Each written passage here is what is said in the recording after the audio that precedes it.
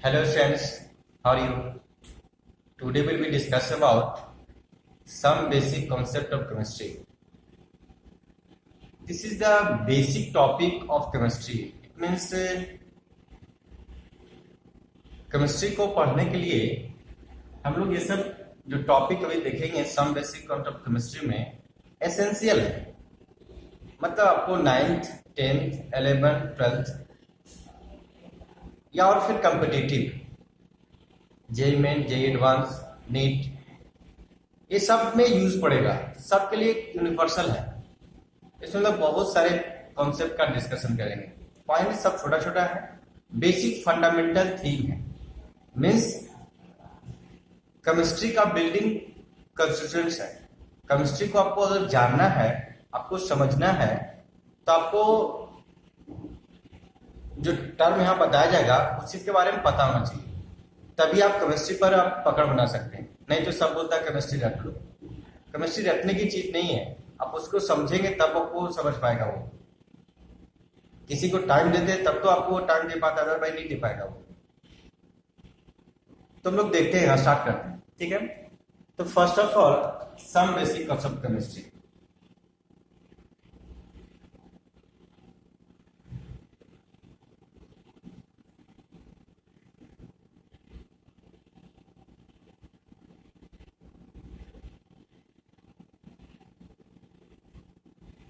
Some basic of chemistry है ना। हम लोग को केमिस्ट्री का कुछ बेसिक कॉन्सेप्ट पढ़ना है जिससे हम लोग केमिस्ट्री को बिल्डअप कर पाए। मतलब बेसिक थीम जो कि जिससे केमिस्ट्री को हम लोग अपने को समझ पाए। तो फर्स्ट ऑफ ऑल स्टार्ट करते हैं हम लोग केमिस्ट्री। What is chemistry? आपको पता होगा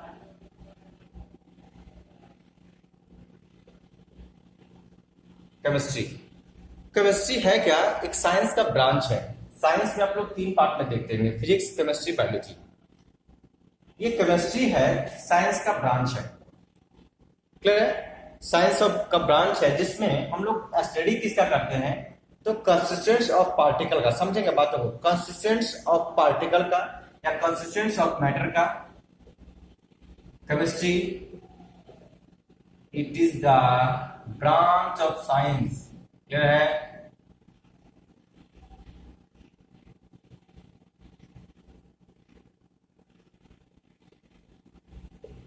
in which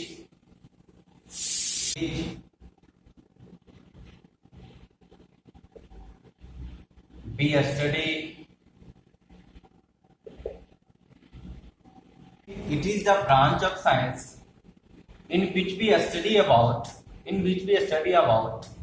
consistence of matter and composition of matter, atomic molecules, atomic, molecular and molecular size and structure, internal activity of matter। इन सारे चीज को हम लोग एक साथ पढ़ते हैं केमिस्ट्री में। मतलब अगर सबको हम लोग अलग अलग डिस्कशन करना चाहें तो हम लोग को अलग अलग पार्ट्स में देखना होगा। तो फर्स्ट ऑफ ऑल ये साइंस का ब्रांच है, आप लोग को पता चल रहा होगा। साइंस समझ में आती है ना? साइंस का मीनिंग पता चलता है ना? ठीक है। स्टडी अबाउट किसके बारे में हम लोग देखेंगे? Consistence of matter. ये कंसिस्टेंस क्या होता है? कंसिस्टेंस आपको समझ में आना चाहिए। कंसिस्टेंस जैसे वो आपके दिमाग में बोलेगा, मतलब आप समझेंगे पार्ट्स। अब ये मैटर क्या होता है आपको पता होगा। एनीथिंग, आपको जो कुछ भी दिख रहा है सब मैटर का एक एग्जाम्पल है। सारे चीज मैटर का एक एग्जाम्पल है। समझ में आ रही है? जो भी कुछ आप सीन कर पा रहे हैं या अनसीन है एज यूजुअली, उसको भी हम लोग बात क्या बोलते हैं? मैटर बोलते हैं। तो कंसिस्टेंस ऑफ मैटर मतलब मैटर का कंसिस्टेंस के बारे में, वो मैटर किस किस चीज से बना हुआ है उसके बारे में। And composition of matter, composition बताता है, अमाउंट को बताता है। किसको बताता है? अमाउंट को बताता है। मैं एक एग्जांपल लेते हैं। आप लोग वाटर का तो नाम सब लोग सुनेंगे। वाटर का जो बोलेगा, आपसे पूछेगा कंसिस्टेंस क्या है, तो आप इसमें बोलेंगे हाइड्रोजन है भैया और ऑक्सीजन है। मतलब इसमें हाइड्रोजन और क्या है? ऑक्सीजन का कंसिस्टेंस प्रेजेंट है वाटर में। आपसे पूछेगा कंपोजिशन क्या है, तो आपको क्या बताना होगा? Amount of water, amount of hydrogen बताना होगा और अमाउंट ऑफ ऑक्सीजन बताना होगा। हमको एज यूजुअली पता है कि यहाँ पर हाइड्रोजन का एटॉमिक मास 1 होता है, इसलिए हम लोग 1 इंटू क्या कर देंगे 2 करेंगे, मतलब 2 ग्राम है। ऑक्सीजन का एटॉमिक मास होता है 16 1 पार्ट पर जेंट, इसलिए कितना होगा 16 ग्राम है। मतलब यहाँ पर हो गया एक कंपोजिशन हो गया मैटर का।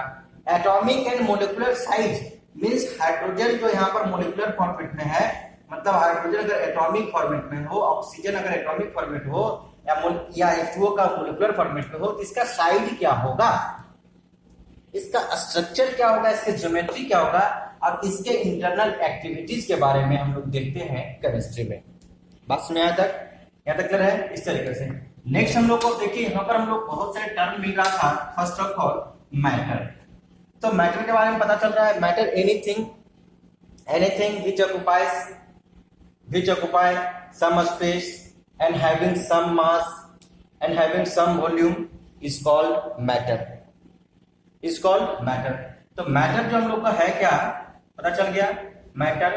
अब मैटर को हम लोग क्लासिफाइड करते हैं, मैटर को हम लोग क्लासिफाइड करते हैं 3 बेसिस पर। बेसिस समझ में आती है क्या बोला बेसिस?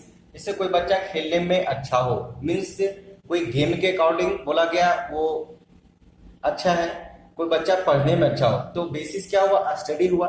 उसी टाइप से मैटर को 3 बेसिस में डिवाइड किया गया। फर्स्ट स्टेट है क्या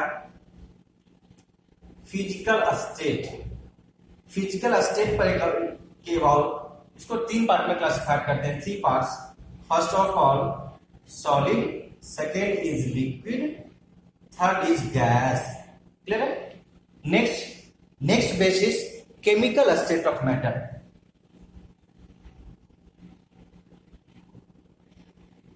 केमिकल स्टेट 3 टाइप।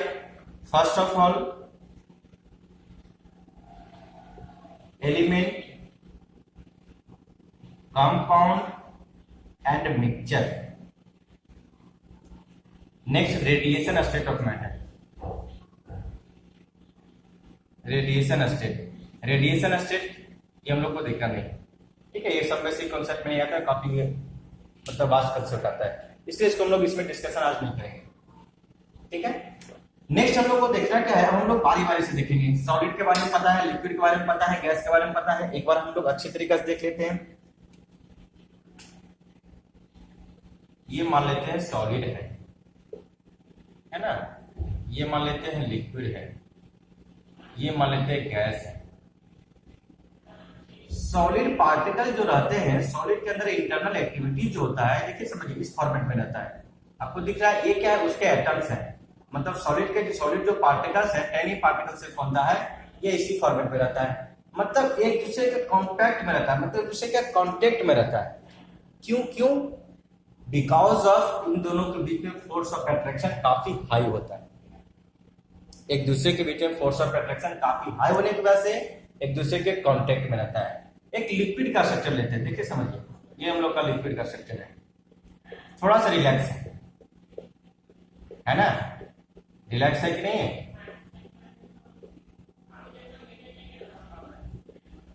ये क्या लिक्विड है। अगर गैस के बारे में बात करेंगे तो गैस पार्टिकल एकदम फ्री रहता है, किसी से किसी को मतलब नहीं, ये गैस पार्टिकल है, मतलब सॉलिड हो गया, लिक्विड हो गया, गैस हो गया। मतलब सॉलिड के अंदर फोर्स ऑफ अट्रैक्शन काफी हाई, लिक्विड में थोड़ा सा कमा और गैस में काफी कम गया। सॉलिड को नॉन कंप्रेसेबल है, लिक्विड भी नॉन कंप्रेसेबल है, इट मींस कंप्रेस नहीं कर सकते, लिक्विड को भी कंप्रेस नहीं कर सकते। Gas is much compressible. हम लोग एलपीजी आता है ना, कंप्रेस कर सकते हैं, काफी ज्यादा कंप्रेस कर सकते हैं, इसलिए बोला जाता है वो मच कंप्रेसेबल होता है। वो एलपीजी रहता है, इनिशियली रहता है गैस फॉर्मेट में रहता है, लेकिन इतना ज्यादा कंप्रेस कर दिया जाए, मान लीजिए इसको कंप्रेस करेंगे तो इस पार्टिकल एक दूसरे के पास में आने लगेगा। अगर ये पार्टिकल इस स्ट्रक्चर में आ गया तो कौन सा फॉर्मेट होगा, लिक्विड में होगा। फर्दर उसको कंप्रेस करेंगे, इस फॉर्मेट में आ गया, सॉलिड फॉर्मेट में आ गया। मींस सॉलिड, लिक्विड, गैस में यही हम लोग का मेन डिफरेंस है।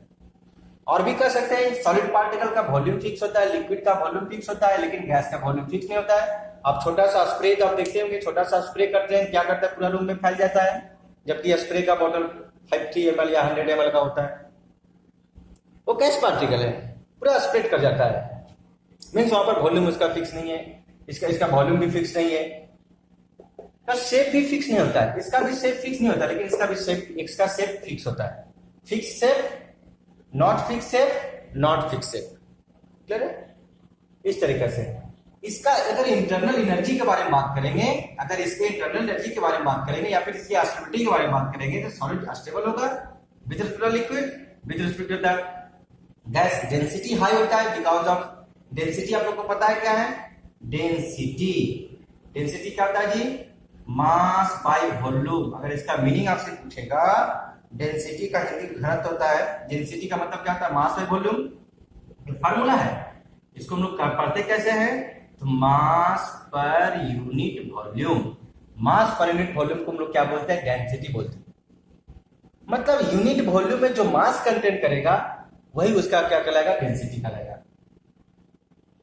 तो सॉलिड में पार्टिकल में देखिए मास के लिए रिस्पॉन्सिबल यही सब तो होते हैं, एटम्स होते हैं। तो इसमें बहुत सारे एटम्स हैं, उतने ही वॉल्यूम में इसमें थोड़ा कम एटम्स हैं, इसमें थोड़ा बहुत कम एटम्स हैं, इसीलिए इसका डेंसिटी हाई। इससे इसका मेल्टिंग बॉइलिंग पॉइंट हाई होता है इससे। तो ये सब कॉन्सेप्ट था हम लोग का। अब देखिए आपका मेन कॉन्सेप्ट एक और आता है, आप लोग को बता दें सॉलिड पार्टिकल। अभी हम देखे थे गैस को हम लोग लिक्विड में कन्वर्ट कर रहे थे, लिक्विड को हम लोग सॉलिड में कन्वर्ट कर रहे थे। तो आपको पता चल रहा है कि सॉलिड लिक्विड गैस जो है इंटर कन्वर्टेबल होता है। मतलब आप यहाँ पर लिखेंगे सॉलिड लिखेंगे, यहाँ पर आपको क्या लिखेंगे? लिक्विड लिखेंगे, यहाँ पर आपको गैस लिखेंगे। अगर लेट एग्जांपल, अगर कोई सब्सटेंस सॉलिड से लिक्विड में चला जाता है तो इस एक प्रोसेस का फॉलो होता है, उसका एक स्पेसिफिक नेम होता है, इसको हम लोग बोलते हैं मेल्टिंग बोलते हैं। क्या बोलते हैं भाई? मेल्टिंग। Means melting. मेल्ट कैसे किया? तो इसको हम लोग हीट किए, मतलब एनर्जी प्रोवाइड किए in the form of heat. Further आप लिक्विड सब्सटेंस को अगर गैस में आप कन्वर्ट कर देते हो हीट करके, तो यहां पर जो प्रोसेस यहाँ पे यूज होने वाला है इसको हम लोग बोलते हैं वेपोराइजेशन। क्या बोलते हैं? वेपोराइजेशन। सिमिलरली अगर सॉलिड गैस सब्सटेंस को आप कूल कर दो तो लिक्विड में कन्वर्ट हो गया ना, इसको हम लोग बोलेंगे कंडेंसेशन। लिक्विड से सॉलिड में जाएगा, प्रोसेस क्या होगा? फ्रीजिंग होगा। अब देखिए यहां पर हम लोग को सॉलिड से लिक्विड, लिक्विड से gas, gas to liquid, liquid to solid, हम लोग सारे प्रोसेस को जान चुके हैं।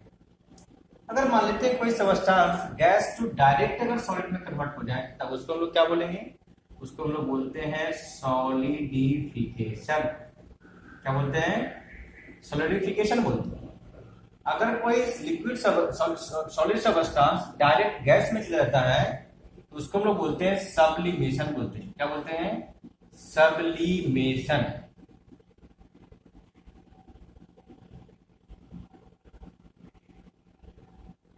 क्या बोलेंगे? सब्लिमेशन। तो सब्लिमेशन और सॉलिडिफिकेशन आप बिल्कुल अच्छे तरीके से समझ लेंगे। सॉलिड टू डायरेक्ट गैस में चला जा रहा है। जैसे एक सिंपल एग्जांपल सुनेंगे कम्फोर का, जो कपूर होता है जो पूजा में यूज करते हैं, वो लिक्विड में नहीं कन्वर्ट होता। नेफ्थलीन पॉल जो कपड़ा में हम लोग यूज करते हैं ना, वो सब क्या सब्सटेंस है? उसमें सब्लिमेशन होता है, डायरेक्ट और गैस में कन्वर्ट होता है। लिक्विड में कन्वर्ट नहीं होता, मतलब सॉलिड सब्सटेंस डायरेक्ट गैस में कन्वर्ट होगा। उस प्रोसेस को हम लोग क्या बोलेंगे? सब्लिमेशन। मतलब यहां पर लिख देते हैं below it's melting point, MP, मतलब मेल्ट पॉइंट, मेल्टिंग करने से पहले क्या हो जाए? वो गैस में कन्वर्ट हो जाए। तो इस प्रोसेस को हम लोग क्या बोलते हैं? सब्लिमेशन बोलते हैं। तो ये प्रोसेस आप लोग दिमाग में रखेंगे बिकॉज ऑफ ये सब यूज पड़ेगा आपके क्वेश्चंस बनाने में। बोलेगा ये सब्सटेंस मेल्ट या ये सब्सटेंस से सब्लिमेशन प्रोसेस इन्वॉल्व, तो आपको मीनिंग पता चलना चाहिए कि उसका इनिशियल स्टेट और फाइनल स्टेट क्या है। बोलेगा ये सब्सटेंस मेल्ट, मतलब उसका इनिशियल स्टेट सॉलिड था, अब वो लिक्विड में है ना। तो इस तरीके से आप लोग को दिमाग में रखना है, ठीक है। अब देखिए हम लोग जानते हैं, अब हम लोग आते हैं नेक्स्ट टॉपिक पर। केमिकल स्टेट ऑफ मैटर का फर्स्ट पार्ट हम लोग देखे थे, एलिमेंट देखे थे, है ना जी। क्या देखे थे? एलिमेंट। What is element? तो एलिमेंट ऑलवेज फ्री स्टेट में होता है, फ्री स्टेट में रहेगा। और ये क्या है? प्योर सब्सटेंस है। समझ को क्या बोल सकते हैं, इट इज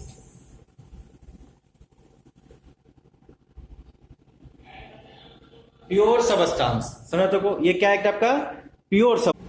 हम लोग का यहाँ पर पता क्या चल रहा है कि इट इज प्योर सबस्टांस। ये क्या है भाई, प्योर सबस्टांस है। प्योर समझ में आ रहा है ना, प्योर मीन्स क्या है, जैसे हम बोले एक क्लासरूम में जो बच्चे बैठे हैं 9th क्लास के बच्चे हैं, मतलब ओनली उसके बाद हम लोग सर्च करेंगे सिर्फ 9th क्लास के बच्चे हैं तो फिर वो प्योर है, मेरा स्टेटमेंट ट्रू है, मीन्स प्योर है। अगर वहां पर एक 10th क्लास के बच्चे आ जाए या फिर एक 5th क्लास के बच्चे आ जाए, इसका मतलब क्या है, क्लासरूम इम्प्योर हो गया ना, मेरा स्टेटमेंट क्या रॉन्ग हो गया। इट मीन्स प्योर इम्प्योर का मतलब समझ आ गया होगा।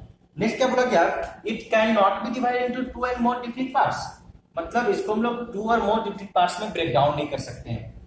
एक छोटा सा एग्जांपल लेते हैं, आप लोग नाम सुनेंगे सोडियम का, सोडियम एक एलिमेंट है, नहीं तो इसको नहीं नाम सुनेंगे। मान लेते हैं हाइड्रोजन का तो नाम सुने है ना, हाइड्रोजन का नाम सुने, ऑक्सीजन का नाम सुने, ऑक्सीजन तो हम लोग के लिए एसेंशियल है। तो ऑक्सीजन एक एलिमेंट है, इसको आप डिवाइड करोगे तो इसे ऑक्सीजन ही बनना है, कोई दूसरा एलिमेंट नहीं फॉर्म कर जाएगा। वही बोला कि दूसरा element it can not be divided to और मोर डिफरेंट पार्ट्स। नेक्स्ट क्या बोला गया, इट्स माइक्रो पार्टिकल, ये दिमाग में रखेंगे, it's micro particle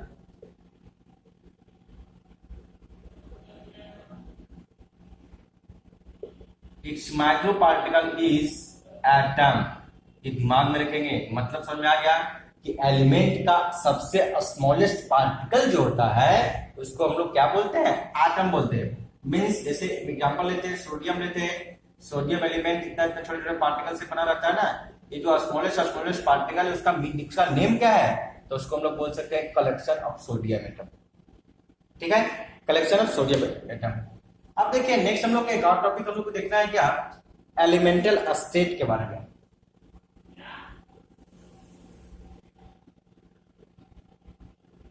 elemental state मतलब एलिमेंट किस फॉर्मेट में मिल सकता है।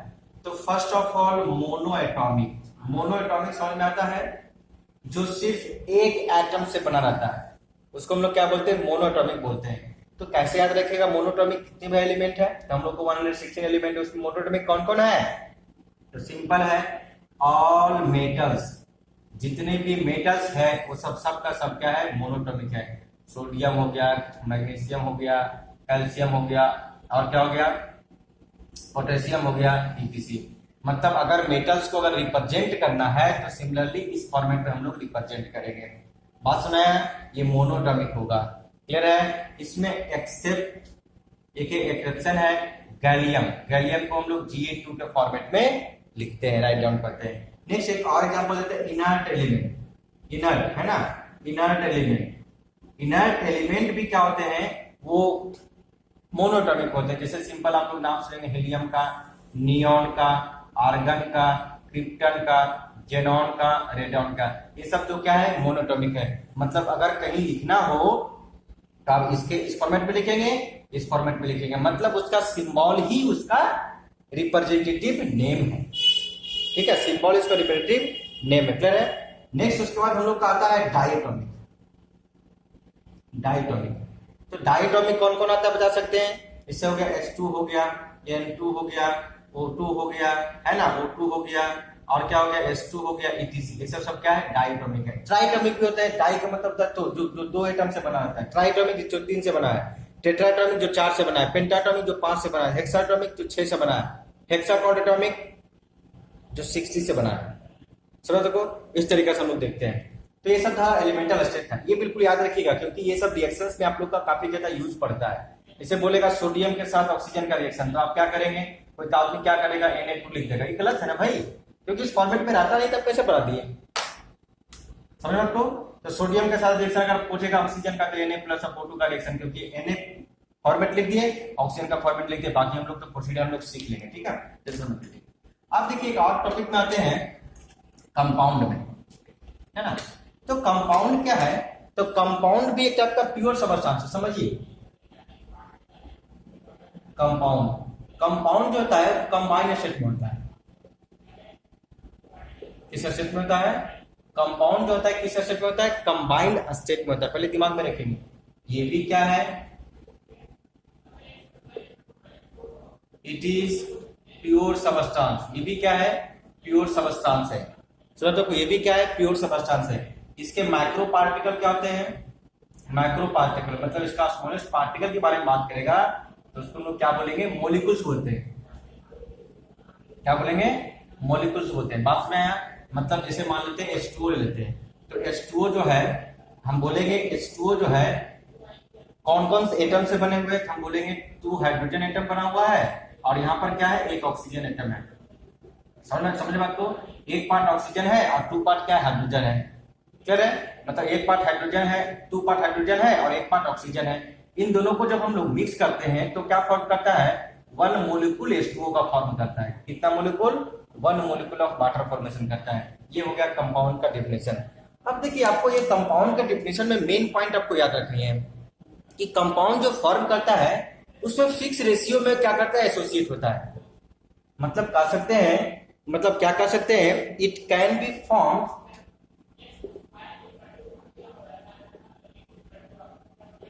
इन डिफिनिट रेशियो, मतलब डिफिनिट रेशियो में फॉर्म करेगा। मतलब आपको ये जैसे यहाँ पर हाइड्रोजन ऑक्साइड, हम लोग का हाइड्रोजन ऑक्सीजन का कॉम्बिनेशन से वाटर का फॉर्मेशन हुआ है। यहाँ पर हाइड्रोजन का 2 पार्ट, ऑक्सीजन का 1 पार्ट फिक्स है। आपको आदमी क्या करेगा, हाइड्रोजन का यहाँ पर 2 पार्ट नहीं लेगा, ऑक्सीजन का क्या करेगा, हाफ पार्ट लेगा, बोलेगा वाटर का फॉर्मेशन कर दे। नॉट पॉसिबल, केमिकल लॉज का फॉलो करना होता है। समझा क्या बोल रहे हैं, केमिकल लॉज का 5 लॉज है, केमिकल जो रिएक्शंस होते हैं उसके 5 लॉज होते हैं, उसको फॉलो करके ही कोई कंपाउंड का फॉर्मेशन करता है, एसोसिएट होता है। तो यहाँ पर हम लोग को क्या बोला गया, डिफिनिट रेशियो को फॉलो करेगा। अगर इसको फर्दर आप ब्रेक डाउन भी करोगे ना तो डिफिनिट रेशियो में ही ब्रेक डाउन होगा। मतलब इसको ब्रेक डाउन करेंगे तो क्या करेगा, H plus of OH minus में क्या करेगा, ब्रेक डाउन होगा। चलो तो H प्लस OH माइनस में ब्रेक डाउन होगा। नहीं तो सिंपल है, इसको आप इलेक्ट्रिसिटी के प्लेस में ब्रेक डाउन करेंगे तो क्या करेगा, H2 प्लस ऑफ O2 का फॉर्मेशन करेगा। तो बना भी तो H2 प्लस ऑफ O2 से ही था, बना भी तो H2 प्लस ऑफ O2 से ही था ना। कैसे बना था, H2 प्लस ऑफ O2 मिलकर क्या फॉर्मेशन किया था, H2O का फॉर्मेशन किया था। यहाँ पर क्या करना होगा, यहाँ पर 2 है, यहाँ पर 2 है, तो बैलेंस भी करना होगा ना। तो बैलेंस करने के लिए क्या करना होगा, यहाँ पर हाफ, यहाँ पर क्या करते हैं, हाफ कर दे, क्या हाफ इंटू 2 मतलब 1 पार्ट ऑक्सीजन बाकी क्लियर है। यहाँ पे लिख सकते, कोई दिक्कत नहीं। इस तरीके से हम लोग क्या करेंगे, अब देखिए नेक्स्ट हम लोग का कंपाउंड देखिए। माइक्रो पार्टिकल क्या होगा, इसका एटम, माइक्रो पार्टिकल्स क्या हो गया, इसका मॉलिक्यूल्स हो गया। क्लियर है। अब देखिए कंपाउंड जो हम लोग को देखना होता है मेनली 2 टाइप का होता है। कंपाउंड जो हम लोग को होता है मेनली 2 टाइप का होता है। एक होता है स्टोइचोमेट्रिक कंपाउंड, स्टोइचोमेट्रिक कंपाउंड। दूसरा होता है non स्टोइचोमेट्रिक compound.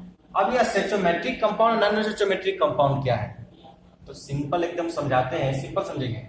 स्टोइचोमेट्रिक compound, non स्टोइचोमेट्रिक compound. स्टोइचोमेट्रिक compound वो कंपाउंड है जिसमें कि टोटल सम ऑफ चार्ज 0 होना चाहिए। एग्जांपल लेते हैं, जैसे सिंपल है NaCl है, NaCl पर आपको चार्ज बता देते हैं, +1 होता है, इस पर -1 होता है। ये क्यों होता है आपको तुरंत बताएंगे, कुछ देर के बाद इसी वीडियो में बताएंगे।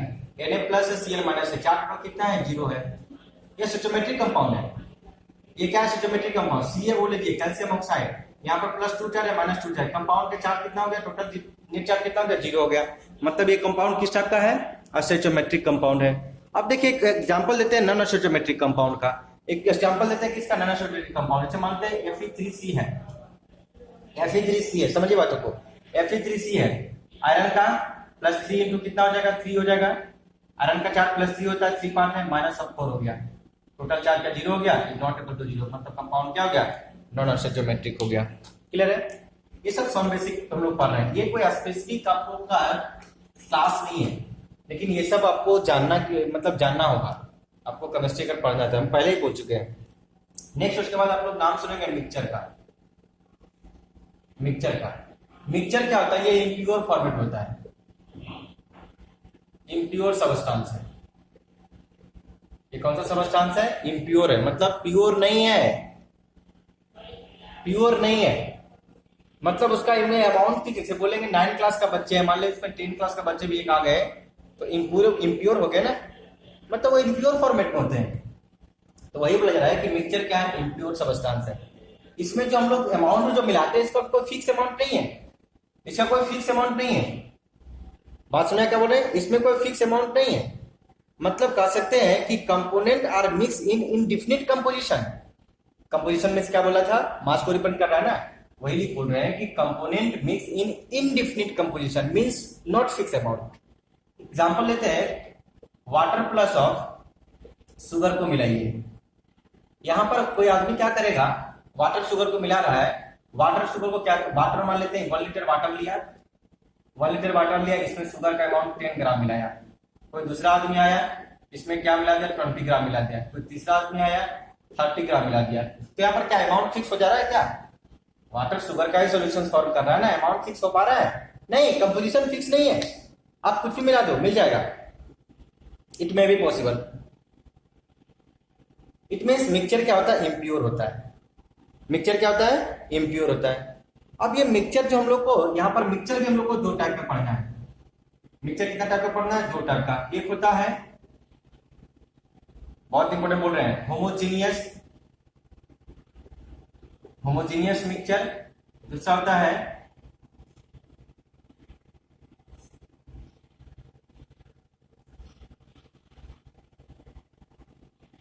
Heterogeneous mixture. अब देखिए, होमो का मतलब क्या होता है, होमो का मतलब सेम होता है,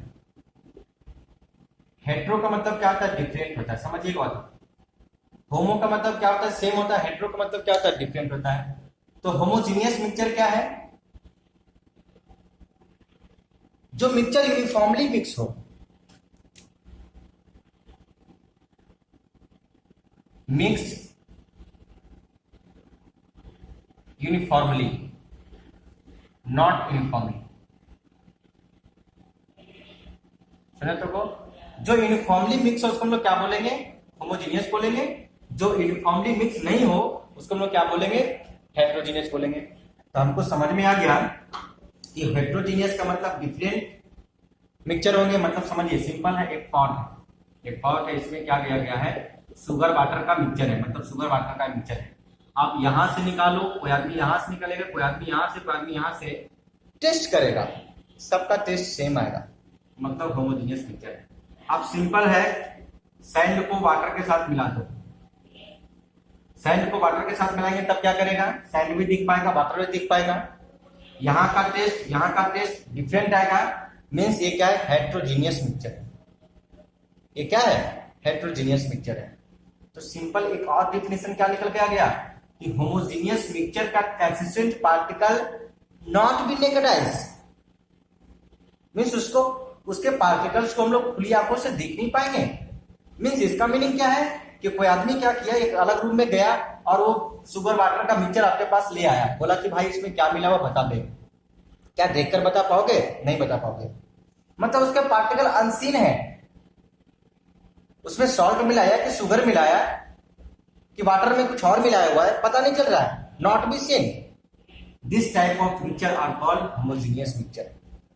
अब सिंपल एक आदमी क्या है, सैंड वाटर को मिला के लाया आपके पास, बोला कि भाई इसमें बता दे क्या है, तब बोल दोगे भैया सैंड है इसमें और वाटर मिला हुआ है, मीन्स वो क्या है, हेट्रोजीनियस मिक्सचर है। तो होमोजीनियस हेट्रोजीनियस का यही होता है, समझ लो आपको मीनिंग। अब देखिए यहाँ पर हम बार बार वर्ड, कभी कभी वर्ड यूज कर रहे हैं सॉल्यूशंस का। सॉल्यूशंस का नाम सुनेंगे, समझे बातों को, सॉल्यूशन। ये सॉल्यूशन फॉर्म किससे करता है, तो सॉल्यूट प्लस ऑफ सॉल्वेंट से, सॉल्यूट प्लस ऑफ सॉल्वेंट से सॉल्यूशंस का फॉर्मेशन करता है। दिमाग में रखेंगे, सॉल्यूट प्लस ऑफ सॉल्वेंट से क्या फॉर्मेशन करता है, सॉल्यूशंस का फॉर्मेशन करता है। तो सॉल्यूशन है क्या, तो सिंपल है, सॉल्यूट और सॉल्वेंट का कॉम्बिनेशन है। अब आपको क्या पता चल रहा है, ये सॉल्यूट क्या है भाई, सॉल्वेंट क्या है, तो सिंपल है, देखिए सॉल्यूट और सॉल्वेंट भी सिंपल है। देखिए आपको फर्स्ट ऑफ ऑल आपको इन्फॉर्मेशन के लिए बता दें, हायर स्टडी तक सॉल्यूट और सॉल्वेंट का डिफिनेशन कोई फिक्स नहीं है। आपको लगता है कि फिक्स है तो आप स्टडी करते जाओगे, कहीं कहीं डिफिनेशन फेल भी होगा, लेकिन कॉन्सेप्ट कभी फेल नहीं होगा, ये दिमाग में रखेंगे, कॉन्सेप्ट नेवर भी फेल। तो फर्स्ट ऑफ ऑल सॉल्यूट का आपके पास 3 डिफिनेशन रखते हैं, 1 पॉइंट, 2 पॉइंट, 3 पॉइंट। 3 पॉइंट बोलेंगे। सॉल्यूट वो होता है जो डिसॉल्व होता है, which is dissolve,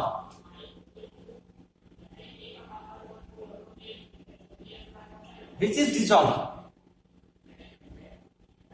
which is dissolve, ठीक है। इन सॉल्यूशन सेकेंड डिफिनेशन बोल रहे हैं इन सोल्यूशन लेस अमाउंट, जो सॉल्यूशंस में लेस अमाउंट में प्रेजेंट हो। नेक्स्ट हम लोग का है क्या,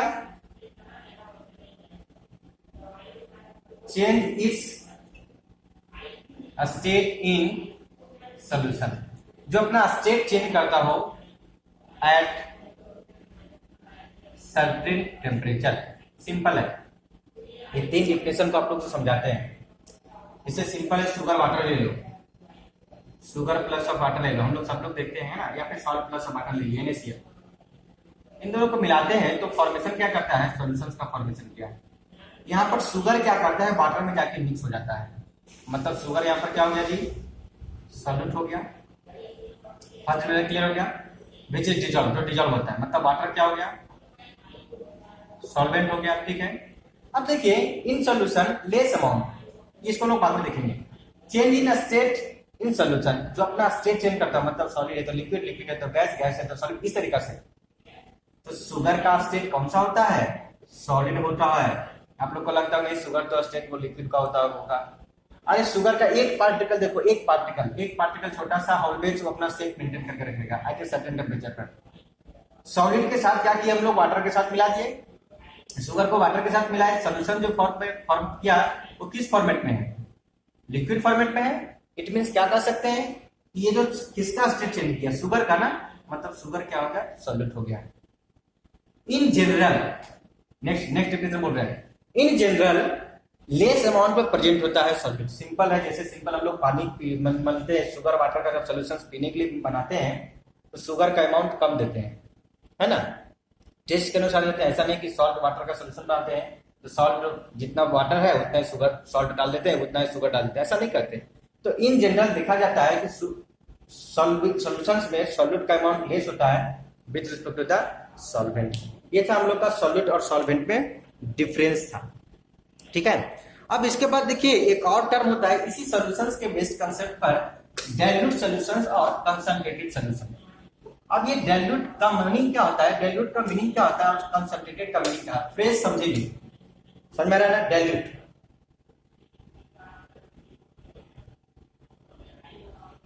डाइल्यूट सॉल्यूशन,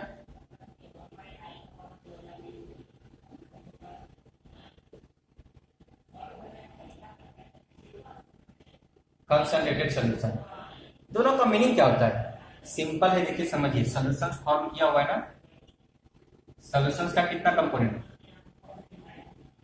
2 कंपोनेंट। फर्स्ट क्या होता है, सॉल्यूट है, दूसरा हम लोग का क्या है, सॉल्वेंट। ये ना भाई, सॉल्यूट प्लस ऑफ सॉल्वेंट से सॉल्यूशंस का फॉर्मेशन किया हुआ है, पता है ना, सॉल्यूट प्लस ऑफ सॉल्वेंट से क्या फॉर्मेशन किया, सॉल्यूशन का फॉर्मेशन किया।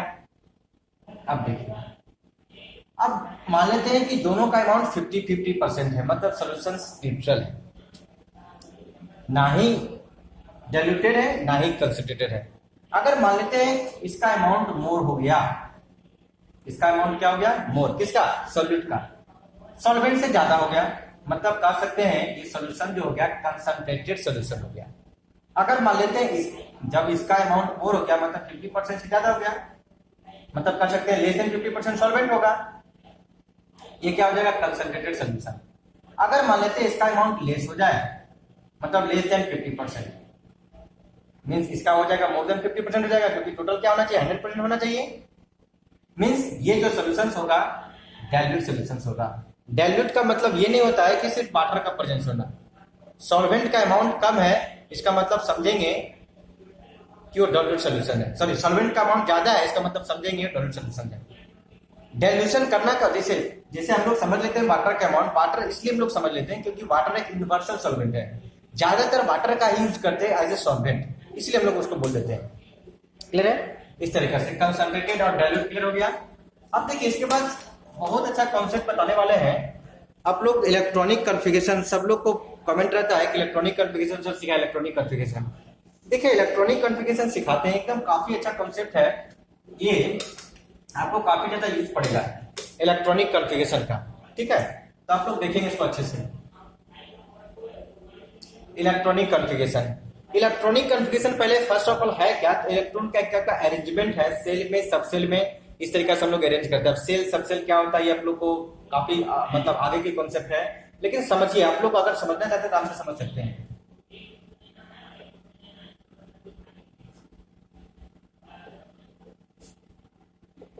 क्या हम लोग का है? Electronic configuration. काफी इंपॉर्टेंट टॉपिक है, काफी इंपॉर्टेंट टॉपिक है। इलेक्ट्रॉनिक कॉन्फ़िगरेशन अगर अच्छे से कर पा रहे हैं, इसका मतलब आपको पीरियोडिक क्लासिफिकेशन ऑफ एलिमेंट जो है तो आपको करने की जरूरत नहीं है। आपको सारे एलिमेंट के बारे में इंफॉर्मेशन आराम से गेन कर सकते हैं। तो पहले समझिए। तो फर्स्ट ऑफ ऑल जो टिटल जो हम लोग का है पीरियोडिक टेबल में, जो modern classification of periodic table है, उसमें जो टोटल जो ग्रुप है 18 ग्रुप है। कितने ग्रुप है भाई? 18 ग्रुप है। सेल जो हम लोग का है, सेल को हम लोग क्या बोलते हैं? पीरियड बोलते हैं। क्या बोलते हैं? पीरियड बोलते हैं। कितना है? 7 है। के है, एल है, एम है, एन है, ओ है, पी है और क्यू है। K L M N O P Q 1 2 3 4 5 6 7 है ना? 7 जी, क्लियर है? ब्लॉक, जितने भी एलिमेंट है उसको 4 ब्लॉक में डिवाइड किया जाता है। एक एस ब्लॉक है, दूसरा पी ब्लॉक है, तीसरा डी ब्लॉक है, चौथा क्या? एफ ब्लॉक है। S block, P block, D block और एफ ब्लॉक, है ना? आपको ये भी बता दें, maximum number of electron in each subshell, यहीं पर बताते हैं ईच सबसेल। जैसे एस एक सबसेल है, एस सबसेल है, मैक्सिमम नंबर ऑफ इलेक्ट्रॉन जो प्रेजेंट होंगे 2, मैक्सिमम कैपेसिटी 2 है, 3 नहीं हो सकता, 1 रह सकता। पी का मैक्सिमम कैपेसिटी कितना है? 6 है। डी में कितना है? 10, एक्सेप्ट 4 एंड 9 और 4 को छोड़कर। एफ में कितने आते हैं? 14। जी में कितने आते हैं? 18। एच में कितने आते हैं? 22। जी एच आई में कितने आएंगे? 26। ये जो हम लोग का है अल्फाबेटिकली एज्यूम सबसेल है।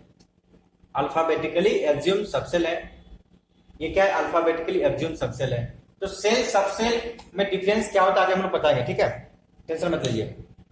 जी एच आई हो गया यहां तक। अब देखिए, ये जो हम लोग का ग्रुप जो है ना, ग्रुप जो है, ग्रुप को हम लोग 2 पार्ट में लिखते हैं। एक होता है आईयूपीएसी सिस्टम में लिखते हैं और दूसरा होता है यूरोपियन सिस्टम में लिखते हैं। यूरोपियन सिस्टम समझा देखो, यूरोपियन सिस्टम। तो आप लोग अगर थोड़ा उत्साह अगर दोनों को अगर कंपेयर करके याद रखेंगे तो आपको काफी ज्यादा बेनिफिट होने वाला है। समझिए बातों को कैसे, समझिए कैसे। देखिए, फर्स्ट ऑफ ऑल लिखते हैं ग्रुप। देखिए ग्रुप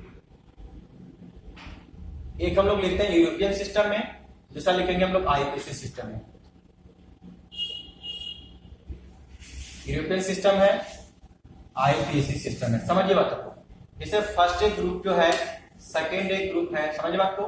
फर्स्ट एक ग्रुप, सेकेंड है, ये सब जो फर्स्ट 1 2 जो ए बी सी के ए और बी के टर्म में लिखा जा रहा है ना, ये यूरोपियन सिस्टम में है। कौन सा सिस्टम में है? यूरोपियन सिस्टम में। आईपीएसी सिस्टम में क्या होता है? तो 1 2 3 4 हम लोग लिखते हैं। तो फर्स्ट ए लिखे, सेकेंड ए लिखे, उसका क्या आता है? थर्ड भी आ जाता है, उसका क्या आता है? फोर्थ भी आता है, उसका क्या आता है? सिक्स भी आता है, फिफ्थ भी आएगा, फोर्थ भी का फिफ्थ भी आएगा, उसके बाद सिक्स भी आएगा। समझ में आपको? सिक्स भी आएगा। 1 A, second A, third B, fourth B, fifth B, six B, उसके बाद क्या आता है जी? तो सेवंथ भी आता है, उसके बाद क्या आता है जी? 8 बी आता है, उसके बाद क्या आता है? 8 बी में 3 ग्रुप है, 8 बी 8 बी 8 बी। समझिए बात को। 8 बी 8 बी 8 बी, उसके बाद क्या आता है? 9 नहीं आता, 80 तक है। उसके बाद क्या आ जाएगा? फर्स्ट भी आ जाएगा, उसके बाद सेकंड भी आ जाएगा, है ना? फर्स्ट भी सेकंड भी हो जाएगा। उसके बाद क्या आ गया? थर्ड ए आ गया। थर्ड देखिए यहाँ पर ए नहीं था ना, थर्ड ए आ गया। उसके बाद क्या आ गया? फोर्थ ए आ गया। उसके बाद क्या आ गया? फिफ्थ ए आ गया। उसके बाद क्या आ गया? सिक्स ए आ गया। उसके बाद क्या आ गया? सेवंथ ए आ गया। उसके बाद क्या आ गया? 8 ए आ गया। अब देखिए इसी को हम लोग सीक्वेंस वाइज लिख देंगे। फर्स्ट एक ग्रुप का आईपीएसी में फर्स्ट पीरियड बोलेंगे, सेकंड पीरियड फर्स्ट ग्रुप बोलेंगे, सेकंड ग्रुप बोलेंगे, थर्ड ग्रुप बोलेंगे, फोर्थ ग्रुप हो गया, फिफ्थ ग्रुप हो गया, सिक्स्थ ग्रुप हो गया, सेवंथ ग्रुप हो गया, 8 ग्रुप हो गया, 9th ग्रुप हो गया, 10 ग्रुप हो गया, 11th ग्रुप हो गया, 12 ग्रुप हो गया, 13 ग्रुप हो गया, 14 ग्रुप हो गया, 15 ग्रुप हो गया, 16 ग्रुप हो गया, 17 ग्रुप हो गया, है ना जी? 17 ग्रुप हो गया और क्या हो गया? 18 ग्रुप हो गया। अब यहीं पर आपको क्लासिफाइड कर दें। देखिए एस ब्लॉक पी ब्लॉक क्या है। ये जो हम लोग को जो दिख रहा है ना, ये जो हम लोग का फर्स्ट एज और सेकेंड एज जो ग्रुप है ना, ये एस ब्लॉक है। ये क्या है? एस ब्लॉक है। हम लोग का फिर सेकंड बी से स्टार्ट, थर्ड बी से स्टार्ट होता है, कहां तक? थर्ड बी से हम लोग का सेकंड बी तक, थर्ड बी से कहां तक? सेकंड बी तक। ये थर्ड बी से सेकंड बी तक ये हम लोग का डी ब्लॉक है। डी ब्लॉक एंड क्या है? इसी में एफ ब्लॉक है, समझिए बात को। इसी में क्या है? डी एंड एफ ब्लॉक है। हम लोग को थर्ड ए से हम लोग का कहां तक? सेवंथ ए तक हम लोग आते हैं, 8th ए तक आते हैं। 8 को हम लोग जीरो भी बोलते हैं, 8 को हम लोग जीरो बोलते हैं, जो कि ये कौन सा ब्लॉक का एलिमेंट है? पी ब्लॉक का एलिमेंट है। आप लोग को याद रहेगा ना इस तरीका से। ये आप लोग का पीरियडिक क्लास में सब एलिमेंट का भी आप लोग का काम चल जाएगा इस तरीके से, ठीक है। ये first A group, second A group हो गया। अब देखिए मेन कॉन्सेप्ट आते हैं इलेक्ट्रॉनिक कॉन्फ़िगरेशन हम लोग करेंगे कैसे। इलेक्ट्रॉनिक कॉन्फ़िगरेशन हम लोग करेंगे कैसे? तो इलेक्ट्रॉनिक कॉन्फ़िगरेशन तो एक्चुअली में बेस्ड है एनर्जी लेवल पर ही है, समझे बात को। मेन कॉन्सेप्ट एटॉमिक स्ट्रक्चर से निकल के आता है, जो आपको 11th में पढ़ना होता है, लेकिन ये मेन कॉन्सेप्ट वहीं से निकल के आता है। अगर उसको भी अगर स्पेशली देखा जाता है तो एक बॉक्स डायग्राम के बेसिस पर हम लोग इलेक्ट्रॉनिक कॉन्फ़िगरेशन कर देते हैं। तो हम उसके लिए लिखना क्या होगा? बॉक्स डायग्राम लिखेंगे, समझ तो को बॉक्स डायग्राम। तो बॉक्स डायग्राम एक सेकंड देखेंगे बॉक्स डायग्राम। अब इसका यूज कैसे करना है तो लिखा हुआ क्या है देखिए, समझिए 1s 2s 3s 4s 5s 6s 7s 2p 3p 4p 5p 6p इस तरह का से d है, f है, g है, h है। अब एक एक डिक्रीज कर जा रहा है। डिक्रीज क्यों कर रहा है? ये सब कॉन्सेप्ट आप लोगों को मतलब डिक्रीज का मतलब ये है कि यहाँ पर 1p क्यों लिखा हुआ है, यहाँ पर 2d क्यों लिखा हुआ है ना। तो ये सब का कॉन्सेप्ट एटॉमिक स्ट्रक्चर में बस अभी समझिए कि यही है ना। डीपी नहीं जा रहा है, काफी टाइम लग जाएगा फिर वीडियो में। तो फर्स्ट ऑफ ऑल देखिए हम लोग का है ऐसा इलेक्ट्रॉन जाता है, मतलब यहां से स्टार्ट हुआ, ये पार किया, इस तरीके से हम लोग इसको दिखाएंगे, इस तरीके से समझ मत को इस तरीके से दिखाएंगे। ये बना क्या रहे हैं? क्या बना रहे हैं? इसी तरीका से हम लोग को क्या करते हैं? इलेक्ट्रॉन को हम लोग फिल करते हैं, क्योंकि इलेक्ट्रॉनिक कॉन्फ़िगरेशन क्या है? इलेक्ट्रॉन का अरेंजमेंट है। इलेक्ट्रॉनिक कॉन्फ़िगरेशन क्या है जी? इलेक्ट्रॉन का अरेंजमेंट है, मतलब किसी एटम्स में या किसी स्पीशीज में जो एटम्स इलेक्ट्रॉन जो प्रेजेंट है उसको अरेंज किस बेसिस पर करेंगे? तो इसी बॉक्स डायग्राम के बेसिस पर हम लोग क्या करेंगे? अरेंज करेंगे। मतलब समझिए, देखिए स्टार्टिंग यहाँ से हुआ है, एरो का मतलब यहाँ से स्टार्टिंग हुआ, फिर यहाँ चला गया, फिर इसके खत्म हो गया, फिर यहाँ से स्टार्ट करेंगे, फिर यहाँ पर खत्म हो गया, फिर यहाँ से स्टार्ट करना होगा, इस तरीके से। मतलब अगर लिखने की बात करें कैसे लिखेंगे? पहले 1s हो गया, इंड हो गया, उसका फिर कास्ट रख रहे हैं 2s से, फिर 2s आ गया, उसका फिर क्या इंड हो गया, फिर कहाँ पर आ जाएगा? 2p क्या इंड हो गया? नहीं, 3s भी लिखना होगा, फिर क्या इंड हो गया, फिर कहाँ पर आएंगे? 3p आएंगे, फिर कहाँ पर आएंगे? 4s में आएंगे, फिर कहाँ पर आएंगे? इंड हो गया, फिर कहाँ पर आएंगे? 3d में आएंगे, फिर कहाँ पर आएंगे? 4p में आएंगे, फिर कहाँ पर आएंगे? 5s में। इस तरीके से हम लोग इलेक्ट्रॉन को दिखाते हैं। ये सब है क्या? तो ये सब हम लोग का सबसेल है। ये सब हम लोग का क्या है? सबसेल है। क्या बोलते हैं इसको? सबसेल बोलते हैं। समझ रहे हो? ये सब क्या है हम लोग का? सबसेल है। सबसेल के अंदर ऑर्बिटल होता है। क्या होता है? ऑर्बिटल होता है, जिसमें इलेक्ट्रॉन प्रेजेंट होता है, ठीक है। अब देखिए इसका यूज कैसे करना है। जैसे सिंपल आप लोग को बताते हैं सोडियम के बारे में। सोडियम के बारे में, सोडियम का यहाँ पर है क्या? एटॉमिक नंबर 11 होता है, एटॉमिक मास 23। तो देखिए कैसे दिखा, जैसे ये कैसे पहचाने एटॉमिक मास से समझिए, एक्स को एलिमेंट है, ए उसका एटॉमिक मास को रिप्रेजेंट करेगा। जो बिग वैल्यू होगा ना वो एटॉमिक मास को रिप्रेजेंट करेगा, जेड जो होगा वो उसका एटॉमिक नंबर को बताएगा। समझे बात को? एटॉमिक नंबर को बताएगा। आपको बता दें Z equal to P equal to E होता है। मीन्स बोला जा रहा है कि atomic number equal to proton number equal to electron number. कब? इन ए न्यूट्रल एटम, मतलब no charge containing atom. Clear है? आपसे पूछेगा न्यूट्रॉन बता दो भाई, क्या करेंगे? ए माइनस ऑफ जेड करेंगे या फिर ए माइनस ऑफ पी करेंगे? ये ऑलवेज है, मतलब atomic mass minus of atomic number निकाल दीजिए, atomic mass minus of proton number निकाल दीजिए।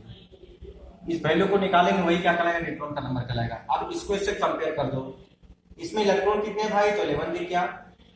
न्यूट्रल एटम में कोई चार्ज नहीं है ना, 11 इलेक्ट्रॉन्स है। इसी इलेक्ट्रॉन्स को अरेंज करना है, तो पहले इस सबसेल को दिखा दो। ये सबसेल मतलब क्या का रूम है, 1s है, 2s है, 2p है, ऊपर क्या 3s होगा, 3p है, 4s है। फर्स्ट ऑफ ऑल यहाँ पर हम लोग लिखे थे s का मैक्सिमम कैपेसिटी। बताइए s का मैक्सिमम कैपेसिटी कितने होते हैं? 2 होते हैं। ये नंबर से मतलब नहीं है। इस s का मैक्सिमम कैपेसिटी कितना होगा? 2 होगा। इस p का मैक्सिमम कैपेसिटी कितना होता है? 6 होता है। फिर s का मैक्सिमम कैपेसिटी कितना होता है? 2 होता है। आप ये सब जो भर रहे हैं सब क्या है? इलेक्ट्रॉन को फिल कर रहे हैं। तो आप इसको काउंट भी करते जाएंगे, कितना है? 2 प्लस 2 कितना हो गया? 4 हो गया। 4 प्लस 6 कितना हो गया? 10 हो गया, है ना। 4 प्लस 6 कितना हो गया? 10 हो गया। हमको चाहिए 11 इलेक्ट्रॉन, लेकिन हम 12 लिख चुके हैं, इसका मतलब लास्ट में कितना जाएगा, 1 ही जाएगा, मतलब ये सब नहीं है। अब देखिए इसको अटैच करना होगा, ये हम लोग का सब सबसेल है, तो सब बहुत सारे सबसेल मिलकर एक सेल का फॉर्मेशन करता है। तो हम लोग को देखिए कॉफिशिएंट यहाँ पर 1 है ना, विच फुलफिल है, तो एक सेल बना गया, इसको हम लोग के सेल बोलेंगे। कॉफिशिएंट 2 है, कॉफिशिएंट 2 है, दोनों फुलफिल है, इसलिए हम लोग को एक एल सेल बना देगा। कॉफिशिएंट सबसे अलग है, K L M M cell हो गया। अब यहाँ पर देखिए क्या क्या इंफॉर्मेशन आपसे हम लोग पूछते हैं, बताते हैं। फर्स्ट ऑफ ऑल एक सेल का इंफॉर्मेशन कर दिए, क्या करना पीछे बताते हैं, कॉफिशिएंट विथ फुलफिल, इन दोनों का coefficient same with fulfil. Fulfil मतलब मैक्सिमम कैपेसिटी को अचीव करके, एस का मैक्सिमम कैपेसिटी 2 था, पी का मैक्सिमम कैपेसिटी 6 था, दोनों अचीव कर चुका था, लिख दिए। ये हम लोग का सबसे अलग हो गया। आपसे पूछेगा वैलेंस सेल, पूछेगा वैलेंस सेल, तो सबसे बाहर का जो सेल होता है, आउटर मोस्ट सेल को हम लोग वैलेंस सेल बोलते हैं। तो ये हम लोग का एम एक वैलेंस सेल है, जो कि एम लिखेंगे। अब वैलेंस इलेक्ट्रॉन बोलेगा तब क्या बोलेंगे, कितना हो जाएगा, 1, क्योंकि वैलेंस सेल में इलेक्ट्रॉन कितने प्रेजेंट है, ये तो इलेक्ट्रॉन को डिपेंड करता है ना। आपसे पूछ सकता है कोर सेल, पूछ सकता है कोर सेल, वैलेंस सेल को छोड़कर जो भी है वो कोर सेल है, मतलब के और एल क्या हो गया, वैलेंस सेल, कोर सेल हो गया। कोर इलेक्ट्रॉन पूछेगा तब क्या बोलेंगे, 6 plus up to 8, 8 plus up to 10, clear है। इस तरीके से आपसे ये भी पूछ सकता है, आपसे ये भी पूछ सकता है, आप इसका वैलेंसी पूछ सकता है। वैलेंसी को बाद में डिस्कस करते हैं। ग्रुप पूछेगा, देखिए ग्रुप कैसे दिखाते हैं, ग्रुप, तो वैलेंस सेल में इलेक्ट्रॉन कितने हैं, 1 है, तो 1 को रोमन लेटर में आप लिख दो, 1 को रोमन लेटर में लिख दो। लास्ट इलेक्ट्रॉन अगर पीएस और पी में जाता हो उसके लिए वर्ड आता है ए, तो यहाँ पर लास्ट इलेक्ट्रॉन किस में गया, एस में गया ना, इसलिए वर्ड आ गया ए, मतलब ये फर्स्ट ग्रुप का एलिमेंट। आप चेक कर सकते हो पीरियोडिक टेबल में। इसका पीरियड क्या है भाई, तो इसका कोएफिशिएंट कितना, लास्ट इलेक्ट्रॉन कितना गया, कितने गया 3s में, इसका कोएफिशिएंट कितना 3 है ना, मतलब ये थर्ड पीरियड का एलिमेंट है। कौन सा पीरियड का एलिमेंट है, थर्ड पीरियड का एलिमेंट है। क्लियर हो गया, थर्ड पीरियड का एलिमेंट। इस तरीके से मतलब हम लोग का पीरियड पता चल गया, ग्रुप पता चल गया, कोर सेल, कोर इलेक्ट्रॉन, ठीक है ना। अब यहां पर आता है वैलेंसी।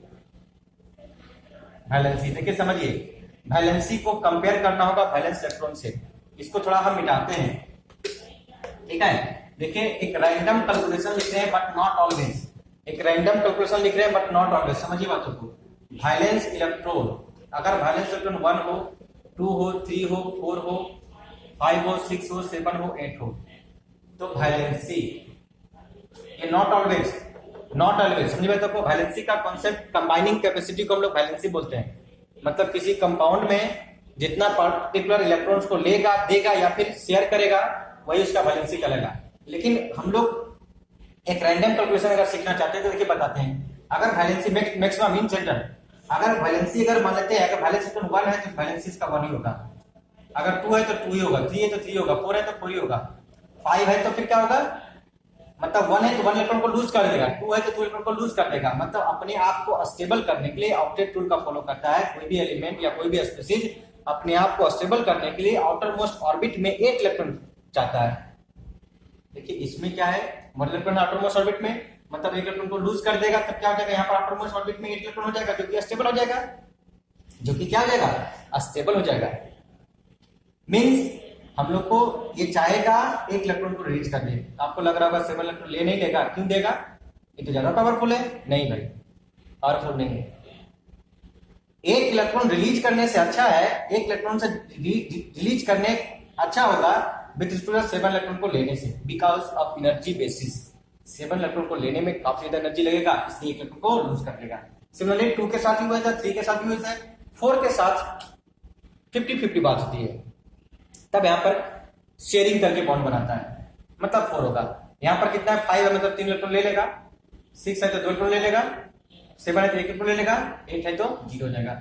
अब यहीं पर आपका ऑक्सीडेशन नंबर, अगर 1 इलेक्ट्रॉन रिलीज कर दिया तो जो देता है उसको क्या बोलते हैं, डोनर बोलते हैं ना, मतलब वो पॉजिटिव में रहेगा। +1 दिया, ये +2 देगा, ये +3 देगा, यहाँ पर पता नहीं, ये ±4 कुछ हो सकता है ना। ये कितना होगा, -3 होगा, -3 होगा, बिकॉज 3 इलेक्ट्रॉन लेगा। लेने वाला क्या होता है, लोन में है ना, जैसे मान लेते हैं आपसे 3 रुपया लिए, इसका मतलब क्या है, हमको 3 रुपया कर्ज में है भाई, हमको देना है, मतलब हम नेगेटिव में है, -2 -1 0, इस तरीके से। अब आपसे पूछता है इसको कंपेयर करके यहाँ बता दो भाई वैलेंसी कितना होगा, तो वैलेंस इलेक्ट्रॉन पर 1 है, मतलब वैलेंसी कितना होगा, 1 होगा। आपसे ऑक्सीडेशन नंबर पूछेगा तब क्या बोलेंगे, कितना होगा, +1, जो कि फिक्स होता है। ये सोडियम के केस में फिक्स होता है, इसका वैलेंसी भी चेंज नहीं करता और ऑक्सीडेशन नंबर भी चेंज नहीं करता, फिक्स है ये कंपाउंड का। इस तरीके से हम लोग क्या करते हैं, इलेक्ट्रॉनिक कन्फिगरेशन करते हैं। ठीक है, इस तरीके से क्या करेंगे हम लोग, इसका इलेक्ट्रॉनिक कन्फिगरेशन करेंगे। एक और एग्जांपल देते हैं, एक और एग्जांपल देते हैं। जैसे आप लोग नाम सुने होंगे क्लोरीन का, है ना, सबका टेंशन रहता है क्लोरीन का। क्लोरीन का एटॉमिक नंबर कितना होता है, 17 होता है, मतलब इलेक्ट्रॉन भी 17 होंगे। क्या लिखेंगे, 1s लिखेंगे, उसका 2s लिखेंगे, उसका 2p लिखेंगे, 1s लिखेंगे, 2s लिखेंगे, 2p लिखेंगे, उसका क्या लिखेंगे, 3s लिखेंगे, 3p लिखेंगे, उसका क्या लिखेंगे, 4s। वही जो भी लिखे थे यहाँ पर, ये एक्चुअली में एनर्जी लेवल है। अब देखिए क्लोरीन के पास 17 इलेक्ट्रॉन है, s का मैक्सिमम क्वांटिटी कितना है, 2 2 6 2 6 2 लिख दिया, लगातार लिख दिए। आप देखिए हम लोग को इलेक्ट्रॉन तो 17 ही चाहिए ना, तो 2 plus up to 4, 4 plus up 6 10, 10 plus up to 12, 12 plus up 6 18 हो गया। मतलब यहाँ पर क्या करना होगा, 5 करना होगा। ऐसा नहीं कि यहाँ से डिलीट कर देंगे, वो नहीं कर सकते। अब देखिए ये एस, ये हो गया क्या, फुलफिल है, अलग कोएफिशिएंट है। एल हो गया, ये क्या हो गया, एम हो गया। आपसे पूछ सकते हैं यहाँ पर वैलेंस सेल क्या हो जाएगा, तो सबसे बाहर का सेल का वैलेंस सेल एम जी, मतलब क्या हो गया, एम हो गया। वैलेंस इलेक्ट्रॉन कितने होंगे, कितना हो गया, 7 हो गया। फोर सेल कितना हो गया, वैलेंस सेल का छोड़कर, तो के और एल है ना, के और एल है। वैलेंस 4 इलेक्ट्रॉन कितने हो गए, कितना हो गया, 10 हो गया, है ना। आपसे पूछेगा, आपसे क्या पूछ सकते हैं, इसका ग्रुप पूछ सकता है, क्या बता सकते हैं इसका ग्रुप, ग्रुप कैसे डिसाइड करेंगे, फिर से बता दें। देखिए समझिए, वैलेंस ग्रुप कितना है, 7 है, 7 को रोमन लेटर में लिख दीजिए, लिख दिया ना। लास्ट इलेक्ट्रॉन किसमें गया, पी में गया है ना, मतलब उसके लिए क्या आएगा, ए आएगा। एस और पी में जाता है, इसके लिए वर्ड आता है ए। आपसे किसी का पीरियड पूछेगा, तो क्या बोलेंगे, इसका कोएफिशिएंट कितना है, 3 है, मतलब कोएफिशिएंट कितना है, थर्ड पीरियड का हो जाएगा, है ना। अब आपसे पूछेगा इसका वैलेंसी कितना होगा, तो 7 इसका वैलेंस इलेक्ट्रॉन है, तो वैलेंसी कितना होगा, 1 होगा। आपसे पूछेगा इसका ऑक्सीडेशन नंबर, मतलब क्या बोलेंगे इसको, -1 बोलेंगे, है ना, -1 लिख दिया गया। इस तरीके से हम लोग क्या करते हैं, इलेक्ट्रॉनिक कन्फिगरेशन ड्रॉ करते हैं। ठीक है, अब हम लोग नेक्स्ट हम लोग कॉन्सेप्ट देखते हैं। नेक्स्ट हम लोग का है क्या, नेक्स्ट हम लोग का है क्या, कोई स्पीशीज में इलेक्ट्रॉन, प्रोटॉन, न्यूट्रॉन कैसे फाइंड करेंगे। बहुत इंपॉर्टेंट है, हर बार बहुत आप लोग को फाइंड करने के नहीं आता है, परेशान में आ जाते हैं। जैसे सिंपल एग्जांपल देते हैं, एक्स कोई एलिमेंट है, अभी तुमने बोले थे, ए उसका एटॉमिक मास बताएगा, जेड उसका एटॉमिक नंबर बताएगा। एटॉमिक मास है, जेड उसका क्या है, एटॉमिक नंबर है ना। जेड उसका क्या है, उसका एटॉमिक नंबर है। तो ए उसका एटॉमिक मास, जेड उसका atomic number. Z equal to P equal to E, it means atomic number equal to proton number equal to electron number in a neutral species. Neutron A minus of Z और A minus of P, clear है। Atomic mass minus of atomic number, atomic mass minus of proton number. इसका implementation करते हैं। Example लेते हैं, sodium का लेते हैं, सिंपल के लिए थे 1123, है ना। इसमें यहाँ पर जेड का वैल्यू कितना है, 11 है, पी का वैल्यू कितना हो जाएगा, 11 हो जाएगा, ई का वैल्यू कितना हो जाएगा, 11 हो जाएगा। आपसे पूछेगा यहाँ पर न्यूट्रॉन कितना, अच्छा आपसे ये भी पूछ सकता है, ए का वैल्यू कितना है, 23, एन का वैल्यू कितना हो जाएगा, 23 माइनस ऑफ क्या लिखेंगे, 11, ये माइनस ऑफ जेड कितना, 12 आ गया। ये तो न्यूट्रल स्पीशीज है। अगर मान लेते हैं एक्स ही एलिमेंट है, ए एटॉमिक मास है, जेड है, उस पर मानते प्लस ऑफ एक्स चार्ज है। प्लस एक्स चार्ज आया कैसे, पहले आप समझिए। तो प्लस एक्स चार्ज आया कैसे, इलेक्ट्रॉन को रिलीज किया तब तो उस पर प्लस चार्ज आया। इलेक्ट्रॉन को रिलीज किया, आप लोग को थोड़ा सा कॉन्सेप्ट पता होगा कि इलेक्ट्रॉन कहाँ रहता है, और ऑर्बिट में रहता है, मतलब बाहर रहता है। यहाँ पर प्रोटॉन न्यूट्रॉन रहता है, तो क्या प्रोटॉन कभी निकल सकता है क्या, नहीं। मतलब प्रोटॉन को निकालना है, इससे इससे इससे इससे, मतलब बहुत अंदर उसको जाना होगा प्रोटॉन को निकालने के लिए। तो बाहर में प्रेजेंट रहता है इलेक्ट्रॉन, इलेक्ट्रॉन ही क्या करता है, इधर चला जाता है। अब है क्या, एक्स पॉजिटिव है, इसका मतलब क्या है, एक्स इलेक्ट्रॉन को रिलीज किया है। अगर 1 पॉजिटिव रहता है मतलब 1 इलेक्ट्रॉन रिलीज किया, अगर एक्स लिखा हुआ है मतलब एक्स इलेक्ट्रॉन को रिलीज किया है। समझ रहे आपको, मतलब यहाँ पर सिर्फ डिफरेंस क्या होगा, इन दोनों में डिफरेंस क्या होगा, जेड इक्वल टू तो पी रहेगा ही, बट नॉट इक्वल टू ई। यहाँ पर इलेक्ट्रॉन चेंज कर जाएगा, क्योंकि इलेक्ट्रॉन चेंज क्यों किया, क्योंकि अगर प्लस एक्स चार्ज आ गया। न्यूट्रॉन का वैल्यू भी सेम ही रहेगा, ए माइनस ऑफ जेड और ए माइनस ऑफ पी। तो इलेक्ट्रॉन क्या होगा, मान लेते हैं न्यूट्रल है, समझिए बात को, ये न्यूट्रल था, तब इलेक्ट्रॉन का वैल्यू कितना होना चाहिए, पी जेड के इक्वल होना चाहिए। लेकिन क्या हुआ, एक्स इलेक्ट्रॉन निकल गया, मतलब जेड माइनस ऑफ क्या कर देंगे, एक्स कर देंगे। इसी का सिंपल सा एग्जांपल लेते हैं, यहीं पर लेते हैं, Na प्लस लेते हैं, समझिए बात को, Na प्लस। तो Na प्लस में इलेक्ट्रॉन कितना था, इलेक्ट्रॉन कितना था, पहले इनिशियल 11 था, इनिशियल इलेक्ट्रॉन 11 था, जब ये चार्ज नहीं था तो प्लस 1 चार्ज आ गया, मतलब 1 इलेक्ट्रॉन चला गया, मतलब कितना हो गया, 10 इलेक्ट्रॉन, बाकी कोई चेंजिंग नहीं होगा। नेक्स्ट एक और लिखते हैं, एक और लिखते हैं Mg+2, समझिए बात, Mg+2। तो Mg का जो एटॉमिक नंबर होता है 12 होता है, एटॉमिक पार्ट 24 होता है। मतलब इसमें जो इनिशियल जो इलेक्ट्रॉन है कितना होना चाहिए, 12 होना चाहिए। लेकिन हुआ क्या, 2 इलेक्ट्रॉन निकल गया, मतलब डिलीट हो गया, 2 - 2 12 - 2 हो गया, मतलब कितना बचा, 10 इलेक्ट्रॉन बचा। अब एक और कॉन्सेप्ट, अगर कोई x एलिमेंट है, a उसका एटॉमिक मास है, b उसका एटॉमिक नंबर है, -x चार्ज है, इसका मीनिंग क्या है? नेगेटिव का मतलब क्या है, हम लोन में है तब तो नेगेटिव में है, इसका मतलब यह है कि x इलेक्ट्रॉन लिया है, x इलेक्ट्रॉन गेन किया है, मतलब पहले जो इलेक्ट्रॉन्स था उसमें x इलेक्ट्रॉन का इंक्रीजमेंट है।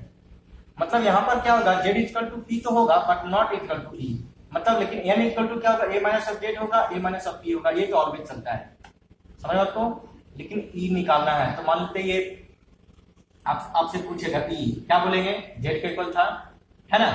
अब आपसे पूछेगा, मतलब जब ये चार्ज नहीं था तब आप इलेक्ट्रॉन कितना था, z था। अब देखिए इलेक्ट्रॉन कितना हो जाएगा, x इंक्रीज कर दिया, मतलब क्या लिखेंगे, z + x निकल के आ गया। एक छोटा सा एग्जांपल लेते हैं, n - 3 समझिए, n - 3 नाइट्रोजन है ना, 7 और 14 है, इसमें आपसे इलेक्ट्रॉन पूछेगा तब क्या बोलेंगे, 7 बोलेंगे जी। इसमें इलेक्ट्रॉन पूछेगा तब क्या बोलेंगे, 7 बोलेंगे, है ना। अब आपसे पूछता है इसमें इलेक्ट्रॉन नहीं बताइए, आप बताइए -3 चार्ज पर आ गया, तो कैसे बोलेंगे, क्या बोलेंगे, 3 इलेक्ट्रॉन ले लिया है, कितना हो गया, 10 इलेक्ट्रॉन, इस तरीका से। तो हम लोग इलेक्ट्रॉन, प्रोटॉन, न्यूट्रॉन इस तरीका से निकालते हैं, है ना। अब देखिए ये तो हम लोग का सिंपल स्पेसिस में था, मतलब एलिमेंटल फॉर्मेट में हो तब अगर इस तरीका को कैसे इलेक्ट्रॉन को निकालेंगे, है ना। अगर मान लेते हैं कंपाउंड फॉर्मेट में आ गया, समझ देखो, अगर कंपाउंड फॉर्मेट में आ गया तब हम लोग कैसे इलेक्ट्रॉन्स को निकालेंगे। तो कंपाउंड फॉर्मेट आपको समझ में आ रहा है ना, जैसे मान लेते हैं CH4 ले लेते हैं, CH4 का नाम मीथेन है। अब इसमें पूछेगा इलेक्ट्रॉन कितना है भाई, प्रोटॉन कितना है, न्यूट्रॉन कैसा है। देखिए सिंपल फॉर्मेट में है, तो CH4 बना कैसे, इसका बेसिक थिंग चाहिए। CH4 बना किससे है, कार्बन के 1 एटम से, हाइड्रोजन के 4 एटम से। तो आप पहले कार्बन के बारे में जानते हैं, कार्बन का लिख लीजिए और हाइड्रोजन का लिख लीजिए। 6 होता है, 12 होता है, 1 और 1 होता है। आपसे पूछेगा कार्बन का इलेक्ट्रॉन्स कितना है, इसमें बता सकते हैं, तो क्या बोलेंगे, 6 बोलेंगे। कार्बन एक पार्ट है तो एक पार्ट से मल्टीप्लाई कर दीजिए। आपसे पूछेगा हाइड्रोजन का इलेक्ट्रॉन कितना है, तो आप कितना बोलेंगे, 1 बोलेंगे। कितना पार्ट है, 4 पार्ट है, 4 से मल्टीप्लाई कर दिए, दोनों का सम करिए, कितना गया, 10 इलेक्ट्रॉन, खत्म हो गया। सिमिलरली प्रोटॉन कितना हो जाएगा, 6 × 1 6 प्रोटॉन प्लस 1 × 4 10 प्रोटॉन। न्यूट्रॉन आपसे पूछेगा तब कैसे निकालेंगे, 12 - 6 इंटू क्या करेंगे, 1 प्लस क्या करेंगे, 1 - 1 इंटू 1 कर देंगे, 1 × 4 कर देंगे। क्यों, क्योंकि 4 पार्ट है ना हाइड्रोजन, और 4 पार्ट है, कितना हो गया 6 न्यूट्रॉन। मतलब इलेक्ट्रॉन, प्रोटॉन, न्यूट्रॉन का वैल्यू इस तरीके से निकाल सकते हैं इन न्यूट्रल स्पेसिस। अब सिंपल एक और एग्जांपल लेते हैं, SO4 - 2 में पूछेगा, कैसे निकालेंगे, वही कॉन्सेप्ट लगाएंगे। सल्फर का एक पार्ट है, ऑक्सीजन कितना पार्ट है, 4 पार्ट है, पहले सल्फर ऑक्सीजन लिख दीजिए, है ना। इलेक्ट्रॉन, प्रोटॉन और न्यूट्रॉन पूछ रहा है। सल्फर का एटॉमिक नंबर 16, 32, 8 और 16, है ना। आपसे पूछेगा सल्फर का इलेक्ट्रॉन कितना बोलेंगे भाई, 16 बोलेंगे। 1 पार्ट प्रेजेंट है, 1 से मल्टीप्लाई कर दिए। ऑक्सीजन यहाँ पर कितना पार्ट प्रेजेंट है, 4 पार्ट प्रेजेंट है, एक में कितना 8 इलेक्ट्रॉन, तो 8 × 4 हो गया। अब टेंशन क्या हो गया, ये -2 चार्ज कहां से आया, तो -2 चार्ज कोई ये हमको मतलब नहीं है, हमको टोटल इलेक्ट्रॉन से मतलब है ना। तो टोटल इलेक्ट्रॉन कैसे निकालेंगे, क्या करेंगे, यहाँ पर -2 चार्ज है, मतलब कोई ना कोई 2 इलेक्ट्रॉन लिया है, इन दोनों में कोई ना कोई लिया है, मतलब 2 क्या करेंगे हम लोग सब में ऐड कर देंगे। मतलब कितना जाएगा बता सकते हैं, 16 प्लस 48 प्लस कितना हो जाएगा 50 इलेक्ट्रॉन। आपसे प्रोटॉन पूछेगा तब कैसे निकालेंगे, 16 × 1 प्लस 8 × 4, है ना। इसमें प्रोटॉन में कोई चेंजिंग नहीं, कितना हो जाएगा 48 प्रोटॉन, ठीक है। आपसे न्यूट्रॉन बोलेगा, क्या बोलेंगे, 16 × 1 कर देंगे प्लस